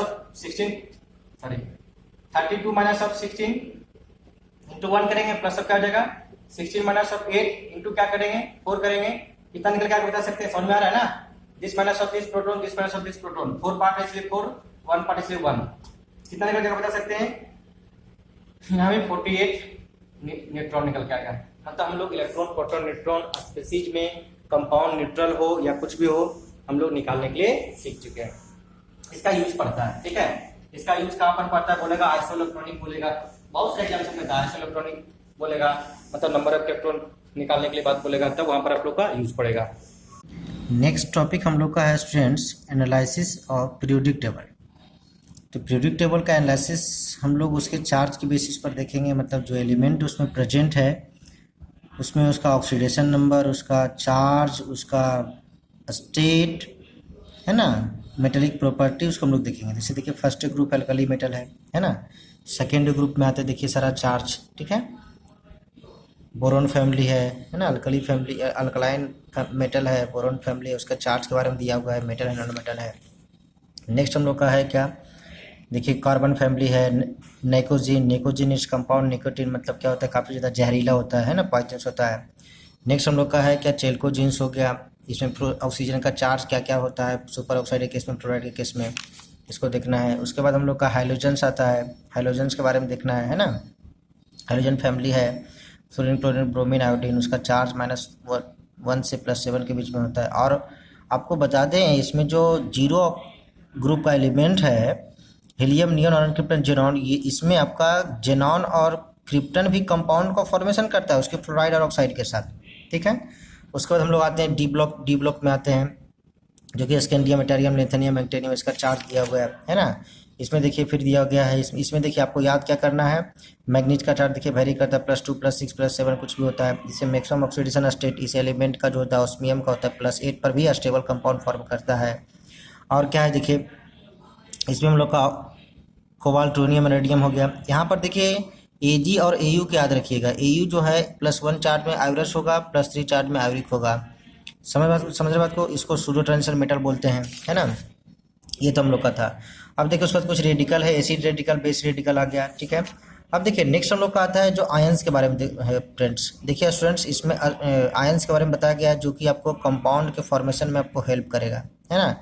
ये सब आयंस को आप लोग दिमाग में रखेंगे। इसके बाद हम लोग देखेंगे कंपाउंड का फॉर्मेशन, आज अभी हम देखेंगे। जैसे ऑक्सी रेडिकल है, देखिए ऑक्सी रेडिकल बहुत सारे हैं, है ना। उसके बाद देखिए हम लोग का ऑक्सी रेडिकल है ये सब। अब देखिए हाउ टू रिटेन कंपाउंड, जो कि हम लोग को देखना है, ठीक है। Thank you. देखिए इसके पहले हम लोग देखे थे अभी लिस्ट जो आपको सेंड किए थे, मतलब जो आपको दिखा था, उस पर बेस्ड हम लोग क्या आपको बेनिफिट क्या होगा। तो जो लिस्ट अभी जो मैं दिया था वो एक्चुअली में था क्या, तो जितने भी एलिमेंट्स प्रेजेंट हैं उनके स्टेट, उनका प्रॉपर ऑक्सीडेशन नंबर दिया गया था। उसका स्टेट, उसका प्रॉपर ऑक्सीडेशन नंबर, किस ग्रुप में है, किस पीरियड में है, आप उस चीज को ऑब्जर्व कर पाएंगे। उससे आपका बेनिफिट क्या होने वाला है, बहुत ज्यादा बेनिफिट होने वाला है। आपको पीरियोडिक टेबल का बिल्कुल जरूरत नहीं पड़ेगा, आप आराम से किसी चीज को ऑब्जर्व कर पाएंगे, ऑक्सीडेशन नंबर आराम से निकाल पाएंगे किसी भी एलिमेंट का, किसी भी कंपाउंड में। तो उसका काफी ज्यादा बेनिफिट है। तो देखिए है क्या एक्चुअली में, याद कैसे करेंगे आप लोग। जैसे लिखा हुआ है फर्स्ट ग्रुप को लोग क्या बोलते हैं, अल्कली मेटल बोलते हैं। क्या बोलते हैं, अल्कली मेटल बोलते हैं। इसमें आपको लिखा क्या गया है, लिखा गया हाइड्रोजन लिखा गया है, उस पर क्या लिखा गया है, हाइड्रोजन के बाद लिथियम लिखा हुआ, उस पर क्या लिखा हुआ, सोडियम लिखा हुआ, उस पर क्या लिखा, पोटेशियम लिखा, उस पर क्या लिखा, रुबिडियम लिखा, उस पर क्या लिखा, सीरियम, उस पर क्या लिखा हुआ है, फ्रांसियम लिखा हुआ है ना। और क्या लिखा हुआ है, फ्रांसियम। तो इसके स्टेट के बारे में बताया गया है। ये गैस स्टेट है, सॉलिड स्टेट है, सॉलिड स्टेट है, सॉलिड स्टेट है, सॉलिड स्टेट है, लिक्विड स्टेट है, ये भी लोग का लिक्विड स्टेट है। और ये भी आपको बता दें, ये जो फ्रांसियम हम लोग का एफ जो है रेडियो एक्टिव एलिमेंट है ना, तो जो इस तरीके से रिप्रेजेंट किया हुआ ना, ये रेडियो एक्टिव एलिमेंट को रिप्रेजेंट कर रहा है। इसका जो चार्ज है ना, +1 भी चार्ज है, -1 भी चार्ज है। तो +1 चार्ज, -1 चार्ज कब हम लोग लेंगे, अगर ये नॉन मेटल के साथ कंपाउंड बनाया रहेगा तो +1 चार्ज लेंगे, अगर मेटल के साथ कंपाउंड बनाया रहेगा तो -1 चार्ज लेंगे। बाकी सबका जो चार्ज है +1 चार्ज ऑलवेज। देखिए कितना अच्छा हो गया, ये ऑक्सीडेशन नंबर पता चल गया। मतलब जितने भी हम लोग अल्कली मेटल है, हाइड्रोजन को छोड़ देते हैं, तो सबका चार्ज कितना मिल रहा है, +1 मिल रहा है। आपको most of the compound use किसका होता है, तो ये हम लोग का इतने चार्ज का होगा, इसका एसीजियम फ्रांसियम का काफी कम यूज होने वाला है। तो इसीलिए हम लोग इसको अच्छे तरीके से ऑब्जर्व करेंगे। इसी तरीके सेकेंडरी अल्कली मेटल है ना, सेकेंडरी ग्रुप को क्या बोलते हैं, अल्कली मेटल बोलते हैं। थर्ड हम लोग का इसमें थर्ड नहीं, हम लोग का थर्ड ग्रुप आते हैं। थर्ड ग्रुप को हम लोग क्या बोलते हैं, बोरोन फैमिली बोलते हैं। फोर्थ ग्रुप को क्या बोलते हैं, कार्बन फैमिली बोलते हैं। फिफ्थ ग्रुप को क्या बोलते हैं, तो नाइट्रोजन फैमिली बोलते हैं। सिक्स्थ ग्रुप को क्या बोलते हैं, ऑक्सीजन फैमिली बोलते हैं। सेवंथ ग्रुप को क्या बोलते हैं, तो हाइड्रोजन फैमिली बोलते हैं। एट ग्रुप को क्या बोलते हैं, इनर्ट गैस फैमिली बोलते हैं। तो इस तरीके से आप लोग याद रखेंगे तो काफी ज्यादा काम होने वाला है। समझ बात को, इसे देखिए समझिए।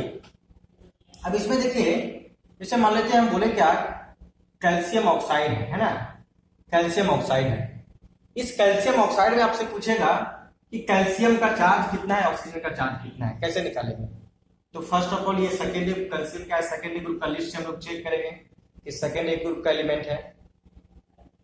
सेकेंडरी ग्रुप में भी हम लोग का चार्ज क्या होता है, फिक्स होता है, +2 चार्ज लिख दिया गया। तो ऑक्सीजन का चार्ज कितना होगा, -2 होगा, क्योंकि कंपाउंड क्या होता है, ऑलवेज न्यूट्रल होता है। और एग्जांपल लेते हैं, सिंपल समझिए, H2SO4 में आपसे पूछेगा सल्फर का चार्ज क्या है, कैसे निकालेंगे? कैसे निकालेंगे? जिसका चार्ज है पहले उसको तो फिक्स लिख दो। ऑक्सीजन का चार्ज फिक्स होता है, हाइड्रोजन का चार्ज फिक्स होता है, सल्फर का चार्ज फिक्स नहीं है। सल्फर का चार्ज देखिए उसमें लिखा गया ना, -2 से +6 के बीच में कुछ भी हो सकता है, मतलब -2 हो सकता है, -3, -2, -1, मतलब 1, 2, 3, 4, 5, 6 कुछ भी। कैसे लिखेंगे? जिसका चार्ज है फिक्स लिख दो। हाइड्रोजन का चार्ज फिक्स है, क्या फिक्स होगा, +1 होगा। +1 क्यों? क्योंकि नॉन मेटल के साथ एसोसिएट हुआ है ना। तो क्या लिखेंगे, +1 × 2 लिख देंगे। जिसका निकालना उसका x लिख दीजिए। माइनस सब क्या हो जाएगा, प्लस सब क्या हो जाएगा बता सकते हैं। ऑक्सीजन का चार्ज -2 होता है, 4 पार्ट में 4 पार्ट लिख दीजिए। क्या हो जाएगा, 2x plus of x minus of 8 equal to total charge कितना 0। x कितना निकल के आ गया, +6 निकल के आ गया। क्या समझ तो, x का वैल्यू कितना निकल गया, +2 निकल के आ गया। तो इस तरीके से हम लोग क्या करते हैं, चार्ज को भी हम लोग फाइंड करने के लिए सीख गए। मतलब किसी भी कंपाउंड में अगर एलिमेंट का चार्ज प्रॉपर्ली फाइंड करना है तो ये हम लोग को जो लिस्ट है, उस लिस्ट से आप काफी आसान से फाइंड कर सकते हैं। समझ बात को। अब देखिए नेक्स्ट टॉपिक हम लोग का आता है how to write chemical compound. How to write chemical compound. तो वो लिस्ट जो अभी दिए थे उसी लिस्ट में हम लोग को दिया हुआ है बहुत सारे आयंस का नाम दिया हुआ है। एक तरफ आयंस दिया हुआ है, एक तरफ क्या दिया, फार्मूला दिया हुआ है ना। एक तरफ आयंस दिया हुआ है, एक तरफ क्या दिया, फार्मूला दिया हुआ है। तो उस चीज को अच्छे तरीके से सबको याद करना होगा। आपको लग रहा होगा सर उसको क्या याद करना जरूरी है, बिल्कुल जरूरी है। नहीं कि याद करेंगे तो फिर आप कैसे उस चीज को आगे प्रोसीड करेंगे, क्योंकि उसका यूज पड़ने वाला है। समझ बात को, उसका क्या यूज पड़ने वाला है। जैसे आपसे पूछेगा, आपसे बोलेगा कि कैल्शियम ऑक्साइड का नाम बताओ, कैल्शियम ऑक्साइड का नाम बताओ। क्या करेंगे, फर्स्ट ऑफ ऑल लिखिए कैल्शियम है ना, कैल्शियम लिख दिए। ऑक्साइड आयन क्या होता है बता सकते हैं, -2 आयन होता है, पता है ना ऑक्साइड आयन। अब आप थोड़ा सा दिमाग लगाइए कि कैल्शियम का चार्ज क्या था, अभी लिस्ट में दिए थे। कैल्शियम का चार्ज कितना था, +2 था, लिख दो +2। कंपाउंड का फॉर्मेशन कैसे करते हैं, इसको एक्सचेंज करने के बाद इसको एक्सचेंज कर लेंगे, मतलब क्या हो जाएगा, Ca का होल 2 हो जाएगा, ऑक्सीजन का भी होल 2 हो जाएगा। जो कॉमन लेटर, कॉमन जो नंबर होते हैं उसको बाहर निकाल देते हैं, मतलब क्या हो गया, कैल्शियम ऑक्साइड का फॉर्मूला हो गया Ca हो गया। इस तरीके से लिखेंगे। आपसे पूछेगा कि सोडियम क्लोराइड का फॉर्मूला लिख दो भाई। सोडियम क्लोराइड का CHLORID क्या लिखेंगे। पहले सोडियम के बारे में आपको पता है ना, सोडियम का एलिमेंटल फॉर्मूला लिखने के लिए बताए थे, Na लिखते हैं ना। इस पर का चार्ज कितना होता है, सोडियम का चार्ज अभी फर्स्ट ग्रुप का एलिमेंट था ना, जो लिस्ट दिए थे, फर्स्ट ग्रुप का एलिमेंट है, Na+ है। क्लोराइड आयन क्या होता है, Cl-1 आयन होता है। आप लिख दीजिए, क्या फॉर्मेशन कर जाएगा, Na का होल 1 हो जाएगा, Cl का 1 हो जाएगा, मतलब क्या हो गया, NaCl इसका नेम हो गया। ये हो गया सोडियम क्लोराइड। आपसे पूछ सकता है सोडियम जिंकेट का फॉर्मूला बता दो। किसका फॉर्मूला बोलेगा, सोडियम जिंकेट। तो पहले first of all zincate ion के बारे में तो आपको पता होना चाहिए, है ना। तो पहले सोडियम का बारे में लिख दीजिए। सोडियम क्या होता है भाई, +1, हम लोग पहले काम खत्म कर लिए। जिंकेट क्या होता है, तो ZnO2- आयन को क्या बोलते हैं, जिंकेट बोलते हैं। इस पर का चार्ज +1, इस पर का चार्ज कितना, -1। प्लस वाले को हमेशा पहले लिखते हैं। तो क्या हो गया, Na का होल 1 हो गया, अब क्या हो गया, ZnO2 का होल 1 हो गया, मतलब क्या फॉर्मूला हो गया, NaZnO2, है ना। NaZnO2 किसका फॉर्मूला हो गया, सोडियम जिंकेट का फॉर्मूला हो गया। समझा तो को। तो इस तरीके से, इसी तरीके से आप लोग को कंपाउंड का फॉर्मेशन आप लिख सकते हैं। जो आपको रेडिकल दिया उस तरीके से क्या कर सकते हैं, लिख सकते हैं। क्लियर है। नेक्स्ट हम लोग का है क्या, देखिए कंपाउंड। आप लोग को जो हम लोग को जितने भी कंपाउंड, ये सब हम लोग कंपाउंड देख रहे हैं, ये कंपाउंड 3 टाइप के होते हैं। ये जितने भी हम लोग को जो कंपाउंड दिख रहा था ना, ये कंपाउंड 3 टाइप के होते हैं। फर्स्ट होता है एसिड होता है, सेकेंड क्या होता है, बेस होता है, थर्ड क्या होता है, सॉल्ट होता है। समझ तो, थर्ड क्या होता है, सॉल्ट होता है। अब एसिड और बेस सॉल्ट के बारे में अगर मोर इन्फॉर्मेशन लेना है तो एसिड बेस सॉल्ट का वीडियो है, आप उसमें देख सकते हैं, जो कि 10th लेवल का है। समझ बात को, जो कि 10th लेवल का आपको काफी ज्यादा यूज पड़ेगा। ठीक है, तो आज तक हम लोग यहीं तक छोड़ते हैं। ठीक है, थैंक यू, थैंक्स अगेन।